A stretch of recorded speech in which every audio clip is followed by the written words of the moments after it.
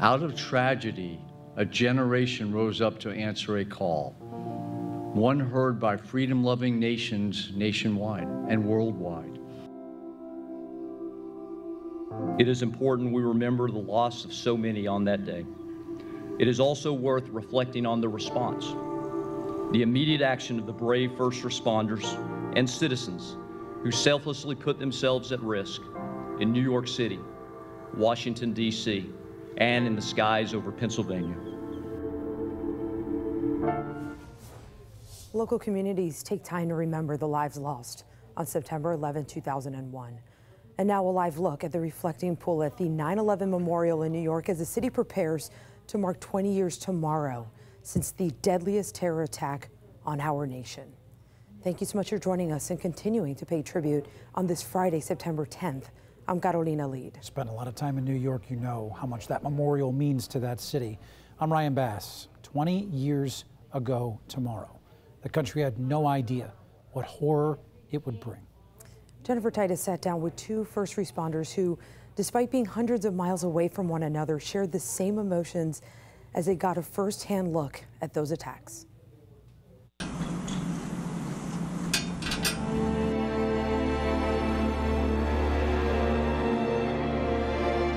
I'm John Schwan. I was a firefighter paramedic. And so tell me about September 10th, 2001. Well, actually, I can start like a day before that. That's when the C-130 arrived. You don't have the lens off. Oh. That's why I couldn't see through it. But they brought in the presidential limousine. They brought in like their vehicles, the SUVs. You see, September 10th, 2001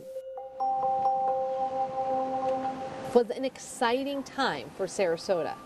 In 24 hours, the President of the United States would be visiting a local school. The limousine that would drive President Bush to that school was positioned at John's firehouse. They were very nice, remember? I do remember. There you go. Okay, thank you. Because that girl there is me. John is my dad. They opened up the trunk, and it was a magnetic, like the presidential seal on the presidential limo. They put that on, they put the flags on. This is like a one-in-a-lifetime thing. So yeah, everybody was pretty excited. Just a few hours later, though, those emotions would quickly change. We all were in the station there, and the next thing that happened was, you know, the TV breaks in with the news about the plane hitting the first tower there.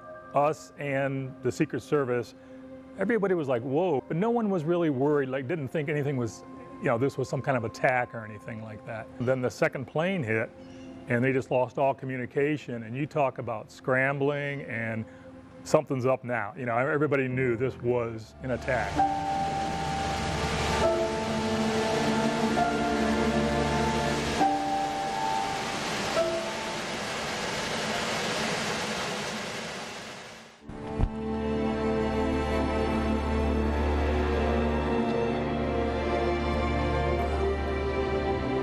Lindgren. I was a firefighter with the New York City Fire Department. Well, I was actually on an extra shift, September 10th. September 10th was just another day for Garrett. September 10th, day shift, I worked in the squad company in Queens, the next borough over from where I normally worked. But it was a day. Even 20 years later, he remembers every single detail about. I got onto the Triborough Bridge. Shortly after I got on the bridge, I was listening to a talk show on the radio, and they broke in and said there was a fire at the World Trade Center. My mind was already telling me, you got to get to the firehouse. Go, keep moving! And before I got off the bridge, the second plane had hit. So we got within a mile or so of the Trade Center, and we saw literally a sea of humanity running toward us on the highway. You know, so much of our command staff was missing.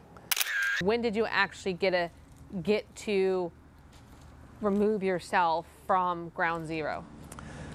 Well, I guess about 11:30 at night, we came off the pile to see if we could find some bottled water. It took 11 days for Garrett to finally make it back home to his wife and children. I'm blessed to still be here. It's a miracle that I'm still here. It just wasn't supposed to happen to me that day, I guess. John, Brother? Garrett. Garrett, how you doing? Pleasure, brother.